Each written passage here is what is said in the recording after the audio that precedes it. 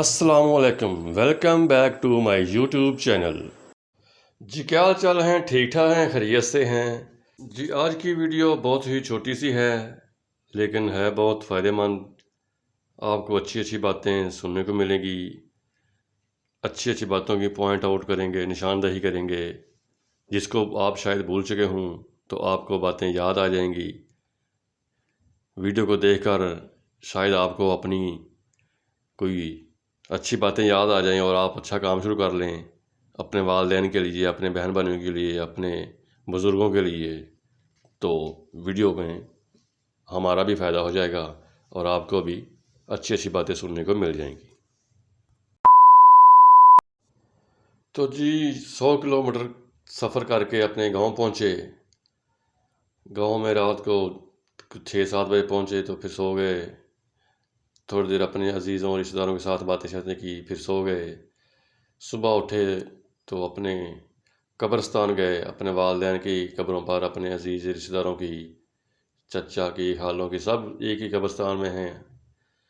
تو ان کے قبرستان پر گئے تو ان کے لیے دعائے خیر کی، سورۃ فاتحہ پڑھی یا صورتیں پڑھ کر ان کو بخشا۔ اور ایک یہی ہوتا ہے اولاد کے لیے کہ وہ اپنے والدین کو بعد میں ان کی پڑھائی کے ذریعے ان کو بخشیں، ان کو صالح ثواب پہنچائیں، تاکہ ان کو اوپر جو عذاب آ رہا ہوتا ہے تو اللہ کی مہربانی سے پھر وہ دور ہو جاتا ہے۔ اور والدین کے لیے وہی بہترین ہوتا ہے اولاد جو ان کو قرآن پڑھ کر بخشتی ہے، اچھے کام کر کے ان کے لیے ثواب دارین حاصل کرتی ہے۔ تو یہی باتیں ہوتی ہیں جو والدین اپنی اولاد کو سکھاتے ہیں، جو ان کے بعد میں کام آتی ہیں۔ والدین کو جو موت کے بعد ان کو جو اچھا ان کا جو تحفہ ہے، اچھی جو ان کو گفٹ دینا چاہتے ہیں تو وہ یہی ہے کہ ان کی وفات کے بعد ان کو پڑھ کر بخشا جائے، قرآن پاک کی تلاوت کی جائے، نیک کام کیے جائیں، صدقہ خیرات کی جائے، تاکہ اس کا ثواب ہمارے والدین کو، ہمارے عزیزوں کو پہنچ سکے۔ والدین کی وفات کے بعد جب ان کی اولاد اچھے کام کرتی ہے، صدقہ خیرات کرتی ہے، قرآن پاک کی تلاوت کرتی ہے، تو ان سب کا ثواب اللہ تعالیٰ ان کو روح کو پہنچاتے ہیں، ان کے گناہ معاف کر دیتے ہیں، ان کو عذاب سے محفوظ رکھتے ہیں۔ تو والدین کے لیے جو اچھا تحفہ ہے وہ یہی ہے کہ قرآن پاک کی تلاوت کی جائے، ان کو پڑھ کر بخشا جائے، صدقہ خیرات کیا جائے، اپنے عزیز جو غریب رشتہ دار ہیں ان کی مدد کی جائے، ان کے ساتھ حسن سلوک کیا جائے۔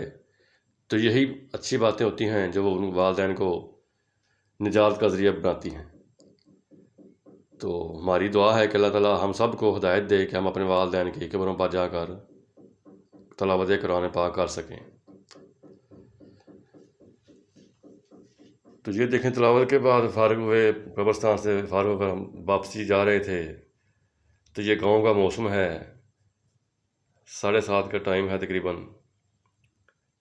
ہر طرف سبزہ ہی سبزہ ہے اور وہ فوگ ہے۔ شہر میں سموگ ہے لیکن یہاں پر فوگ ہے، یہ آنکھوں میں نہیں پڑ رہی، ہر طرف سبزہ ہی سبزہ ہے۔ اور یہ وہ پڑی ہوئی ہیں جو جس کے دروازے بنتے ہیں نا، پلائی کے دروازے جو شہروں میں دروازے بنتے ہیں، یہ وہ پڑی ہوئی ہے۔ اس کو سکھاتے ہیں پہلے، پھر یہ مختلف مراحل سے گزرتی ہوئی ایک پلائی کا دروازہ بنتا ہے۔ یہ پہلے وہ کٹر سے کاٹتے ہیں بریک بریک، یہ سمبل کی درخت ہوتا ہے اس کے جو اتارتے ہیں، پتے سے بن جاتے ہیں، یہ سکھاتے ہیں، پھر یہ 4-5 لیئرز کی اکٹھے کر کے دروازہ بناتے ہیں۔ اس کو وہ ایک بنا ہوتا ہے ان کا سٹیمر، اس کے اندر آ دیتے ہیں، 24 گھنٹے وہ پڑے رہتے ہیں۔ کچھ 5-6 دروازے ہوتے ہیں، اس سے زیادہ بھی ہوتے ہیں۔ تو اس کے بعد اس کو نکالتے ہیں تو دروازہ تیار ہو جاتا ہے۔ پھر اس کے اوپر فارمکا لگتا ہے یا وہ لیمینیشن ہوتا ہے۔ آج کل جدید دور ہے، وہ اتنی جدید وہ لگاتے ہیں پینٹ، وہ کیا ہوتا ہے اس کو لیمینیشن، کہ پتہ نہیں چلتا کہ دروازہ کیسا ہے، لیکن اس کے جو اندر ہوتا ہے وہ یہ چیزیں ہوتی ہیں جو کسی کو نہیں پتہ ہوتا۔ جو بناتے ہیں ظاہری بات ان کو تو پتہ ہی ہے۔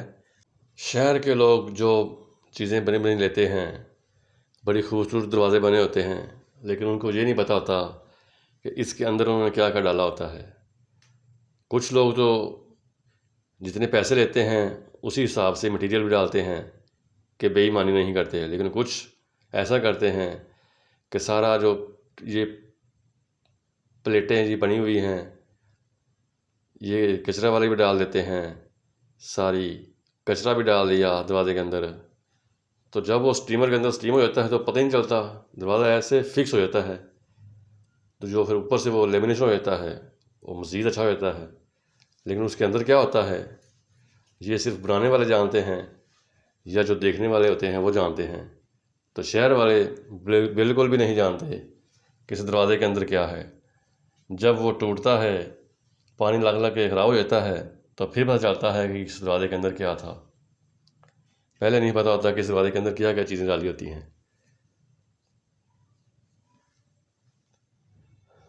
یہ سوکھنے کے لیے رکھی ہوئی ہوتی ہیں۔ اجازت دیجیے، اللہ حافظ۔